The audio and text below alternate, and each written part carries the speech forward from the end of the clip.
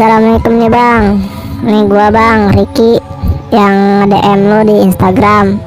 Gue nya sekedar pengen berbagi cerita bang tentang mistis dan tentang pengalaman gua naik di Gunung Salak bang. Nah singkat cerita nih bang, pas gua mau naik Gunung Salak, orang tua gua nggak ngizinin bang. Sedangkan gian gunung yang lain boleh bang, tapi kalau Gunung Salak gua juga nggak tahu kenapa orang tua gua nggak ngizinin. Singkat cerita, akhirnya gue egois bang buat mutusin tetap naik gunung walaupun orang tua gue nggak ngizinin, dan gue izinnya sama orang tua gue itu ke puncak bang. Nah singkat cerita, jam 8 malam gue sama temen-temen gue ngumpul bang. Oh ya, gue naik cuman berenam bang, cewek 2 dan lebihnya gue sama temen gue 3 orang cowok. Singkat cerita nih bang, gue ngumpul jam 8. Nah terus gue jam 11 udah mulai berangkat tuh bang dari rumah gua. Betul rumah gua juga nggak jauh dari Bogor. Gua tinggal di Tapos bang, Tapos Depok. Nah singkat cerita, gua jalan jam 11 sampai sono jam 12-an dah betul bang. Sampai ke camp jam 12 lebih dah, pokoknya setengah 1 dah bang nyampe dah tuh. Nyampe ya kan, gua disitu tidur dulu, istirahat sampai nungguin jam 3, jam 4. Nah sekitaran jam 4 gue mulai naik bang, mulai mendaki tuh bang Gunung Salak. Ya awalnya semuanya nggak masalah bang, kagak ada misteri, kagak ada apa-apa gitu. Gue jalan santai kan, nikmatin alam. Nah kebetulan temen gue namanya Rizal bang, dia udah pernah kesini, jadi gue juga nggak terlalu takut dengan mistis-mistis atau cerita-cerita orang yang katanya Gunung Salak itu angker kan. Jadi gue tersantai karena ada teman yang udah tahu jalurnya bang. Gue ngelewatin jalur via Cidahu bang. Nah dalam perjalanan dari pos camp sampai ke mana, ke HM 10 itu santai bang, kagak ada masalah apa-apa. Nah Nah singkat cerita, gue naik ya kan, seperti biasa jalurnya becek banget, terus tanjakannya curam banget, licin. Nah singkat cerita, gue bukan di pos sih bang, di HM 21 tuh bang. Gue udah mulai ngebayangin bang, kayak korban-korban Sukhoi yang pernah mati di situ, yang kagak ada satupun yang hidup. Terus gue juga ngebayangin ceritanya yang pocong loh bang, yang pendaki berubah jadi pocong. Nah disitu gue ngebayangin tuh bang dalam perjalanan. Nah tiba-tiba ketika gue takut itu, maksudnya kan gue dalam perjalanan gue itu ngebayangin tuh korban Sukhoi itu sekarang di mana ya, tulang-tulangnya di mana ya gitu bang. Gue mikir gitu bang. Nah terus gue ngerinya ada pocong nih gitu bang. Itu gara-gara apaan bang? Gara-gara gue tuh tiba-tiba ngeliat kayak sosok gitu bang, dia bayang hitam lewat depan gue bang, kenceng banget bang, kayak lari gitu. Cuman gue mikirnya itu apaan sih, maksudnya gue mikirnya burung kali ya kan. Nah dari situ tuh bang gue mulai berpikir, wah ini korban Sukhoi yang meninggal di sini tengkorak-tengkoraknya pada di mana ya gitu bang. Gue mikir situ bang. Jadi dalam perjalanan itu bang, gue fokus cuman ke misterinya doang bang. Jadi dalam perjalanan gue mikirinnya setan. Jadi rasa takut gue malah bertambah bang. Singkat cerita, gue sampai ke tempat peristirahatan ya sekitaran HM 2124 tuh bang, 24 dah tuh kalau nggak salah. Gue disitu diam dulu tuh bang, maksudnya istirahat dulu sebentaran doang ya kan. Nah disitu gue kayak ngerasa ada yang ngikutin gue dari belakang bang, entah itu apa gitu. Nah tiba-tiba ada burung jalak bang. Gue ngeliat burung jalak. Nah burung jalaknya itu diem juga, jadi ngikutin kayak istirahat gitu. Jadi gue istirahat diem, terus tuh burung jalak diem di pohon. Nah singkat cerita, gue jalan gitu bang, gue jalan lagi. Nah itu burung jalak tiba-tiba hilang bang. Nah singkat cerita, gue jalan sampai ke HM sekitaran 40 dah tuh bang, yang mau nanjak pakai tali tuh, entah itu apa gue lupa namanya bang. Pokoknya gue nanjak pakai tali tuh bang. Di situ kalau terjal banget, begitu jalurnya juga licin. Nah singkat cerita, gue sampai tuh bang ke puncak 1 puncak Manik 1. Nah di situ di puncak Manik itu kan ada kuburan tuh bang, kuburan keramat. Nah entah siapa itu bang, nggak tahu. Nah singkat cerita, gue di situ ngegelar tenda, terus buka logistik, masak-masak, terus gue makan. Sekitar jam 8-an itu temen gue mau ngencing bang. Nah posisi kan kebetulan gue tendanya nggak terlalu jauh dari pinggir. Akhirnya yaudah temen gue tuh ngencing di pinggir tuh bang. Nah pas gue juga ngencing, kemudian gue ngencing berdua sama temen gue tuh bang. Pas gue juga ngencing, tiba-tiba kok mata gue ke arah terarah ke makam keramat itu bang. Tiba-tiba mata gue langsung ke arah patilasan itu, ke makam yang ada di puncak itu. Tiba-tiba kok gue ke situ ya. Akhirnya gue masuk tuh bang, masuk ke tenda. Nah pas gue mau masuk ke tenda, gue ngeliat ini bang, pohon sih mana ya, batang pohon yang huruf U bang. Jadi batang pohonnya kecil, cuman bentuknya huruf U. Nah bagus tuh bang, maksudnya wah boleh nih buat kunci mobil, atau buat kunci rumah, apa buat kunci motor nih bang. Maksudnya tuh kecil, bagus bang. Makanya gue ambil tuh batang pohon itu, gue ambil bang, gue taruh tas itu bang.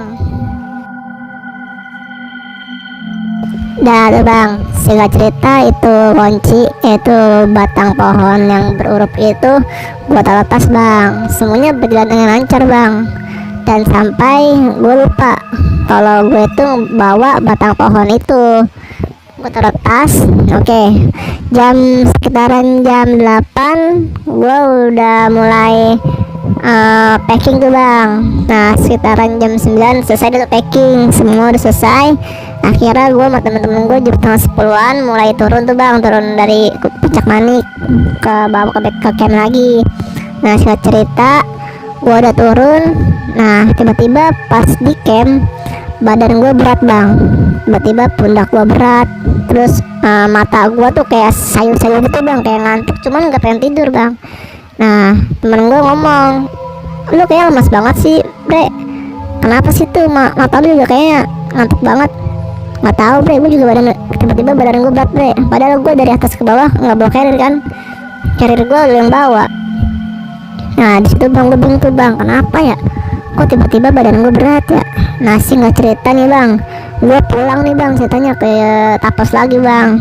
Sampai di Tapos singkat cerita gue pamit sama temen-temen gue mandi. Nah terus gue istirahat tuh bang, istirahat, tapi malah tambah berat nih badan gue bang. Nah mata gue juga masih kayak gimana sih kalau mata ngantuk, cuman kagak pengen tidur bang. Nah singkat cerita gue ngomong tuh bang sama orang tua gue. Akhirnya gue jujur, soalnya gue juga punya feeling gak enak nih soal badan gue. Nah gue jujur, mah Ricky kemarin naik Gunung Salak bukan ke puncak.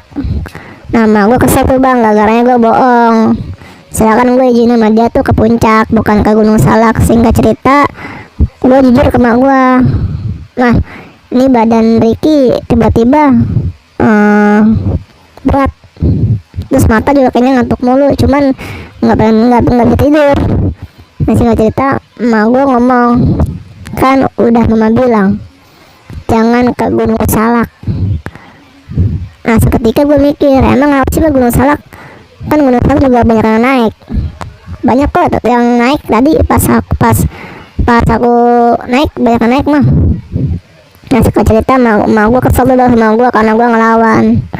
Oke singkat cerita udah kata mau gue, jadi mau gue ngomong gini bang, udah istirahat, terus jangan lupa sholat. Oke terus itu sekitaran maghrib gue sholat bang, sholat maghrib. Terus gue nungguin Isya, sholat Isya gue coba buat tidur. Nah itu gue bang dari jam 8 sampai jam 12 bang merem, cuman nggak tidur bang. Jadi gue ngantuk cuma nggak tidur bang, gara-gara gue jangan ngerti, soalnya badan gue sakit, soalnya pundak gue nih badan gue pada sakit bang. Biasanya gue kalau naik gunung yang nggak begini, ini paling parah sih.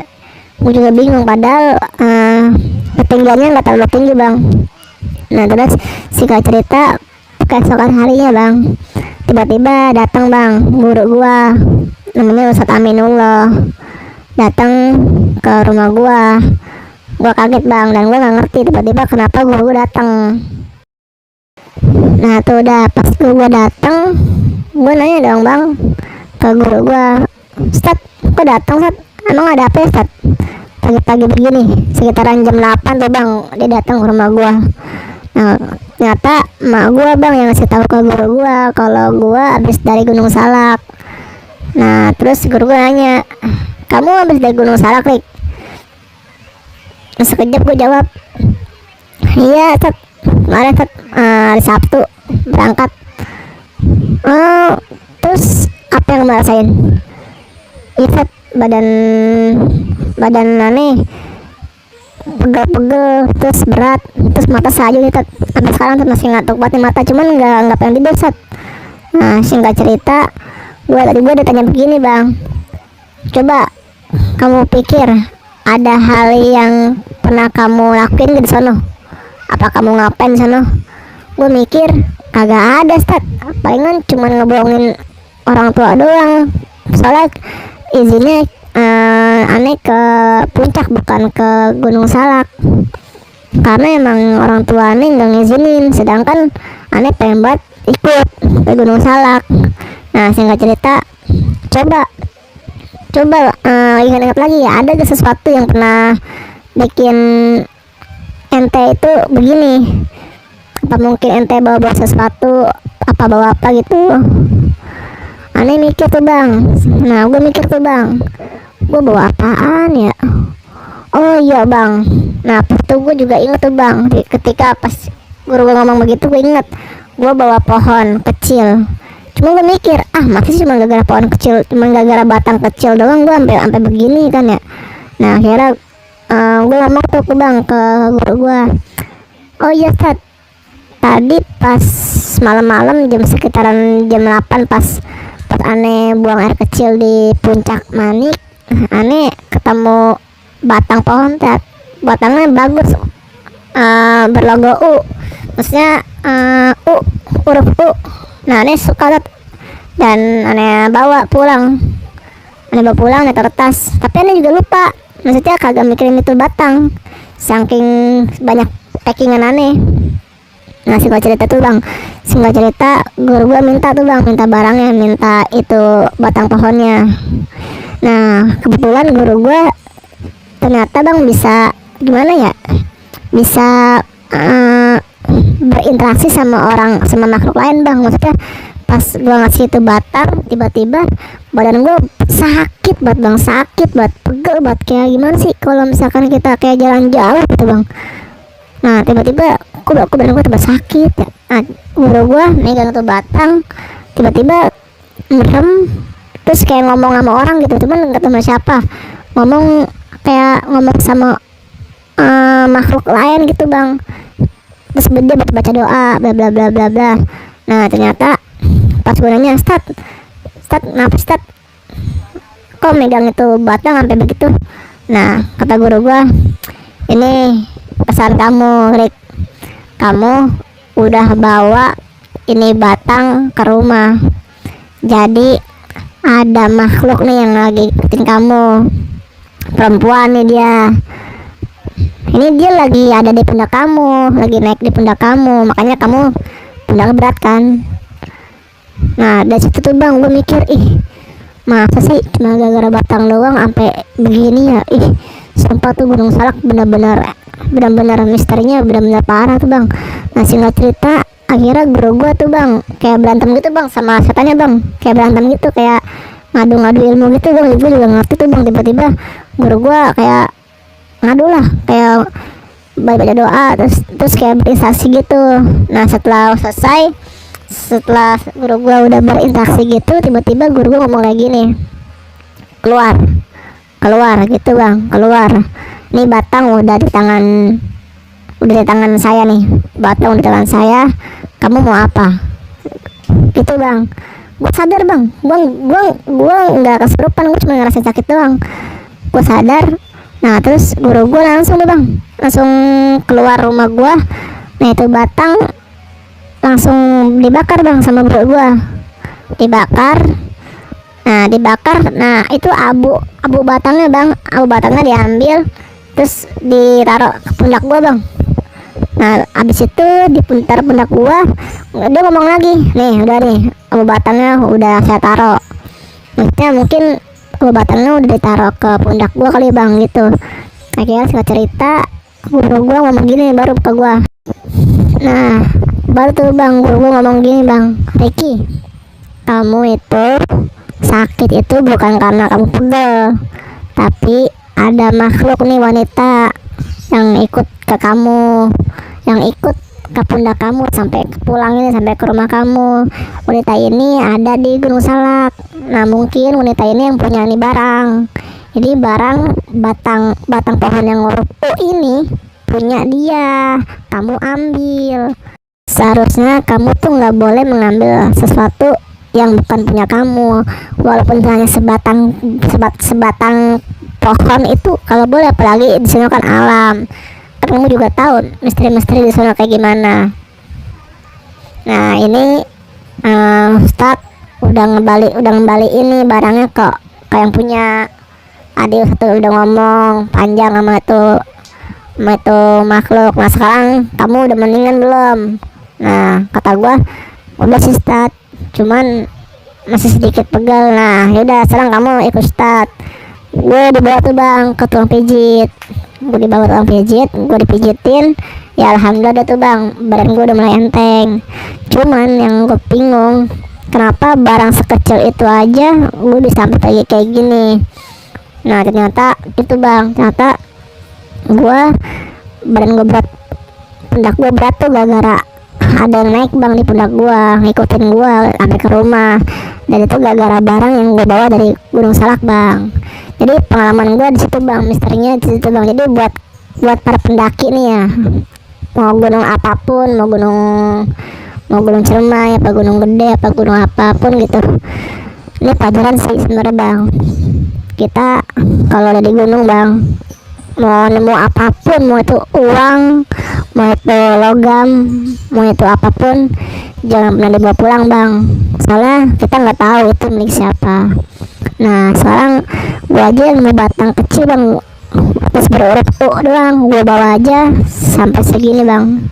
Jadi padahal sih bang buat gue juga nggak bakal ngelakuin lagi bang, maksudnya nggak bakal ngambil sesuatu yang bukan milik gue lagi. Gue juga baru sadar ketika Ustadz gue ngomong kalau ini barang punya orang, maksudnya orang lain bang, makhluk lain. Ya pelajarannya kita kalau naik gunung mendingan dengan niat baik lah bang, jangan suka ngambil barang di gunung. Karena ada tuh bang di gunung gede ada yang pernah ngambil tuh bang, ada yang pernah mau ngambil bunga eldeusnya. Nah jangan kayak gitu dah bang.